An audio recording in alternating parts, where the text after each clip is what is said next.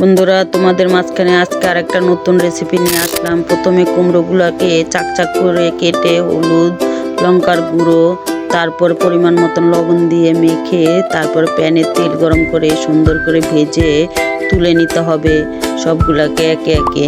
তারপরে তুলে নিয়ে সবগুলাকে তারপরে লঙ্কা ভেজে তুলে নিতে হবে, পেঁয়াজ কুচি ভেজে তুলে নিতে হবে, তারপরে টমেটোটাকেও ভেজে তুলে নিতে হবে। তারপরে শুকনো লঙ্কাটাকে সুন্দর করে মেখে পেঁয়াজ দিয়ে টমেটো দিয়ে ভালো করে মেখে কুমড়োটাকেও ভালো করে মাখতে হবে।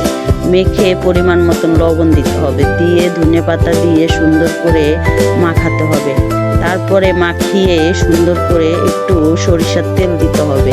তারপরে সেটাকেও ভালো করে মেখে দেখো বন্ধু, এখনই কতটা লোভনীয় লাগছে, খেলে কতটা ভালো লাগবে তোমরাই বলো। দেখো বন্ধুরা, তোমাদের জন্য আজকে আরেকটা নতুন রেসিপি নিয়ে আসলাম। দেখো কি সুন্দর কুমড়ো দিয়ে কুমড়োর মাখা বানানো হয়েছে। তোমরা এভাবে বাড়িতে বানিয়ে খেতে পারো ধনেপাতা দিয়ে। তোমরা এভাবে বাড়িতে বানিয়ে খেয়ে আমাকে কমেন্টে জানাবা যে কেমন হয়েছে।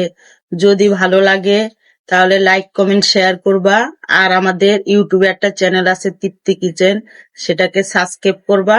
আর যারা ফেসবুক থেকে দেখবা তারা ফলো করবা।